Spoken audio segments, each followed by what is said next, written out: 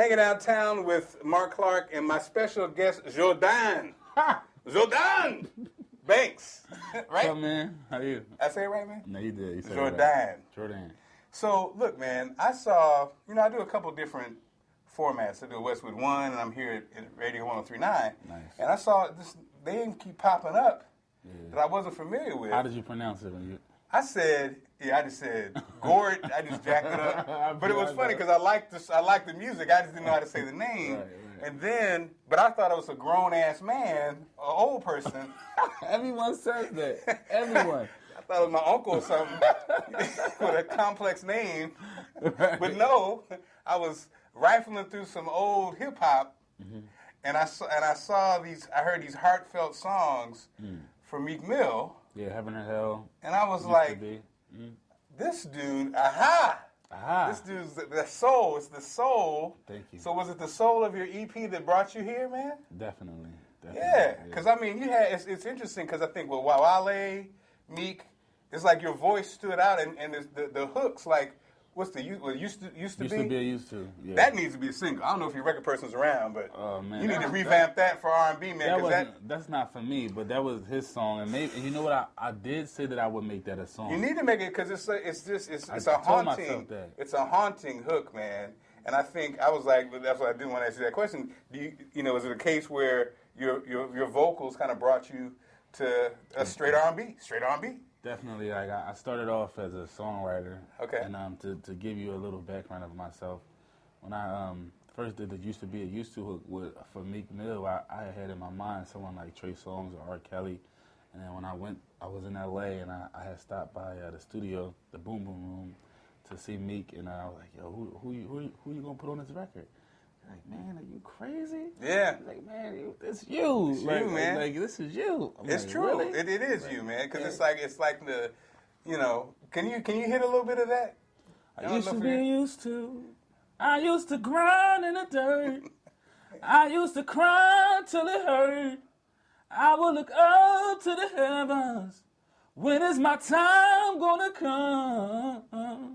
I used to be used to.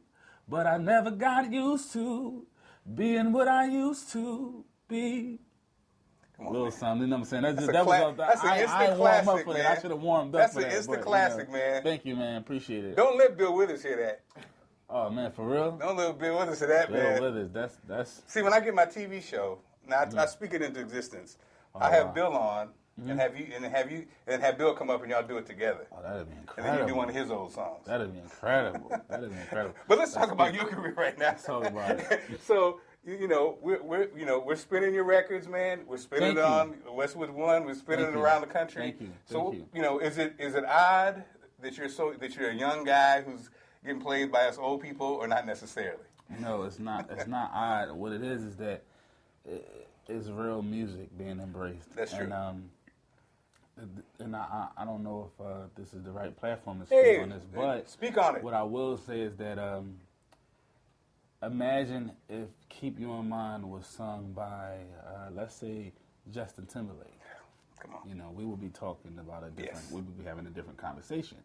Like It's Blurred real. Lines, or even with Robin Thicke. Imagine Robin Thicke, or So I'm not offended. I'm actually happy because this is a great foundation. Because one thing about the music is that when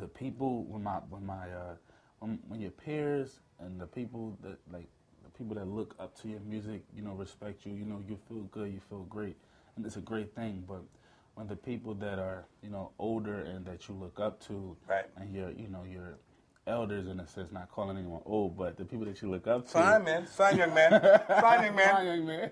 Here for you, young man. The people that you look up to embrace your music, embrace your sound. It feels good because now when your son or your daughter, have you ever heard of Guordan? Exactly. Hey, I love that kid. Like, he's incredible. So it's funny because my second single is with Dej Loaf, which is like night and day. But it's still, it comes together. It bridges the gap. And I tell people all the time, they ask me to describe my music, and I say I want to bring back the music that you can sit down at the table and have a dinner with your family everyone can connect with the music. Everyone can relate to it, and it hasn't been an artist like that in a long time. Well, with Dave's Low, at least you could have groceries. Right, but right. this is what I say. You're funny, yeah. What I That's say. the echo. Oh, damn It's all it! good. Damn you, old age! That was a funny joke, Yeah, man. it was That's good. the wrong artist. It was the right artist. She was with me though. That was a home run if you'd have hit that. Oh man, that's foul. That's out of bounds. That was a home run if you'd have hit it. Damn it. This is what I say though, man, and this is what I do love about it. I did mornings a long time, forever, and now I'm doing nights on a grown, like I say, adult station. Now, what, like you just said, what's great about when you have a great song and you're a great songwriter and great singer, Thank you. I'm playing. You're going up against Marvin Gaye. You're going up against Jeffrey Osborne. You're going up against Shaka Khan. And like you said, some artists don't make the cut. You know what I mean? That's what I love about my shift in this format is that if you're a young art like yourself on it, you know, it says something about you. Also, the fact that you had success in hip hop, it's a plus for hip hop because it's kind of like pulling it out of. Yeah. Because like you say, I hate to hear these stupid lyrics. There are many famous singers, I won't name names, who have amazing talent. I won't name names. Right. But their songs are crap. They ain't never sang about nothing. Right. And the clock is ticking. Right. And you ain't gonna be around. Like you know, you'll be around. Thank you. Because hopefully, you know what I'm saying? You hopefully. might not have sold 1 billion records, but what you like Bill Withers. You know what I'm saying? Everything he wrote was real. Right. And that's very important. So I'm glad for you, brother. And so us old guys are excited when we see. Thank you. And like I said, when I saw you, I was like, this is a young guy. And I started just checking out the videos on YouTube. And so, did it come from church? Did it come from Yeah, church is definitely. Okay. I was kind of one of those. Was in those families where my mother and my father was both ministers, and There I we was go. kind of forced to go to church. Yes. But you know, Are you sending the secular music? Are you shaming everybody? Or are you okay? I Big don't- Mama ain't mad at you because you're singing. As long as I keep sending her, no, I'm joking. As long as I keep sending her some coins, Them tides are right. them tithes, We once and again want to offerings. thank Jordan for getting us No, a but new what's kitty funny- choir. What's funny is that I just this last Sunday I opened up for the Gospel Trailblazers BMI on TV1. Wow. And it was so special to me because, you know, me having that background with Meek Mill and 50 Cent, the hip-hop background, and then having this single and being in, I don't want to say the secular world or secular music, but that's what it's labeled as. Yeah, like, yeah. Making that type of music and having so much a true connection to the church and just Christianity and being able to be a part of that so early in my career, it just was great. It was a great experience. And I was proud of myself. You know, I don't care who. I'm sure someone didn't like it, like, oh, how he's serving the God and then serving the devil at the same time. I'm sure I know how church people are. It's but okay. They're not there yet. for me, right, they're not Yes, there yet. For yes. me, that meant a lot, and it was good to be a part of that experience. And And I think also what's interesting, like, I imagine when you've dealt with people in the industry. There was a time when, as a musician or as a singer, as a whatever, you went through a process. There's a way you had to do it. Definitely. Church is, like you said, that kind of how you were raised is a Yeah, big part of definitely, that. definitely. You know, the organist knows when to start playing when the preacher's Right, and all right, these right. things are things that you kind of grow up with, and it's a part of kind of you get to a certain level. You didn't just hop. You didn't just get a solo in church. right. You know what I'm saying? Right. You got to earn that solo in Right. church. And I think this generation, like your generation, a lot of times they haven't had to do that, but you have. Yeah. So you know how to do it both ways. You know how to just I do. I act do. like you've been here before, or at the same time you've Yeah. been in places. So that's what a blessing that is. So Yeah, it's a blessing. so tell us about the project and tell us when we can get it, and then we'll be gone. Okay, well, the project is finishing up. It's sounding amazing. Again, the second single is with Dej Loaf. The third single is produced by Rodney Jerkins. I have an amazing song called Never Ends that is actually featuring Larry Gold that I'm very excited about.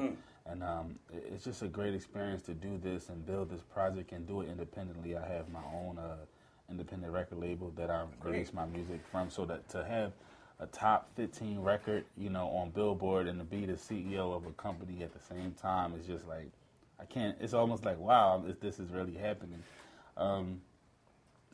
The sound is just what I really want to touch and stick with, and the message, because like you said, in this day and time, R&B music and, in a sense, I'll say it, black music is kind of like suffering because now hip-hop and rap is R&B. Yeah. Like trap infused, auto-tune infused music is now R&B. And a song like Keep You in Mind, like you said, is now adult, contemporary, old school song when it shouldn't be. No, it should be a mainstream. It should be a mainstream song. It should be. It's a song because if I was Robin Thicke, we would be talking a different story. And if it were Adele, then it'd be, I would be on every format, country, yeah. polka. Oh my God, Jesus! But it's well. But listen. Welcome, brother. But listen, we're gonna turn that around. We're gonna. I like you, yo. That's what happens. As you get older, it gets worse. No, Yeah. no, not worse. Listen, I'm just saying, it is what it is. No. But I'm glad we can be honest. Yeah, but the music is definitely coming back, and we're gonna do something special. I'm telling you, guys haven't seen a thing. Well, and this is just the beginning of a great journey, and I thank you all for just allowing me to be here and for your radio station to be a platform for my voice to be heard. So well, man, look, I'm excited. we see people like you coming, and it's like we feel good, man. We feel like all is not lost. Oh man, thank you. So keep doing the great things you're doing. Yes, sir. Guordan Banks. Thank you, man. Guordan Banks. Got fancy with it. Radio 1039. Thank you. You don't want to shout out social media, anything? Oh, my social media. Oh. Is Guordan. Yeah, that was smart. Guordan. Guordan on Twitter and Instagram and Facebook. All the same. There's only one Guordan. Follow me. Awesome. Your DM. Oh, I'm joking. Awesome. Painless, right? Yeah. He's like, I don't know how it's going to go. I'm used to it. I didn't know you was going to help me this because that's a tough one. I didn't know you was going to hit me with it used to be, but it is what it is. Knowledgeable man. Yeah. So, you got that's